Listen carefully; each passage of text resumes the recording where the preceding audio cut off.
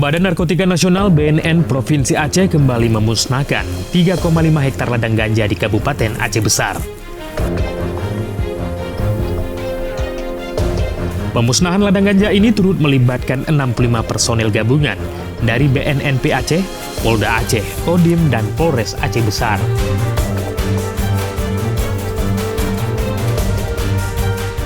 Untuk menuju ke ladang ganja, petugas berjalan kaki selama 2 jam dan harus melewati perbukitan terjal. Ladang ganja yang ditemukan kali ini diperkirakan berjumlah 18.000 batang, dengan ketinggian hingga 2 meter lebih. Ganja siap panen yang berusia 3 hingga 4 bulan selanjutnya dicabut dan dibakar langsung di lokasi.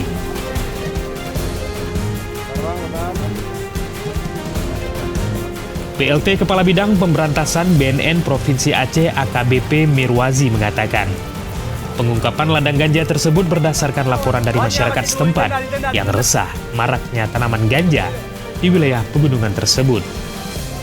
Sejauh ini petugas masih kesulitan mengungkap pemilik ladang ganja tersebut. Apa nih Pak yang menjadi kendala sehingga seringkali kita pemusnahan ladang ganja tidak mendapatkan tersangka? Apakah memang ketika kita datang sudah ada yang menghubungi dari bawah ke atas ini Pak? Kebiasaan modus mereka begitu, habis dia tanam, dia bawa sampel tanamannya ke rumahnya, pada saat panennya sudah dia ketahui berumur 3 bulan, dia langsung naik ke kebun. Jadi mereka tidak ada nginap di kebun.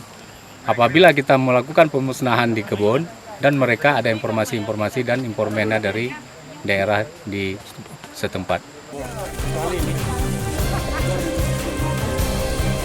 Sebelumnya pada pertengahan Oktober lalu BNN juga memusnahkan 4 hektar ladang ganja di perbukitan Kecamatan Sawang, Kabupaten Aceh Utara. Dari Aceh Besar, Tim Liputan Aceh Video.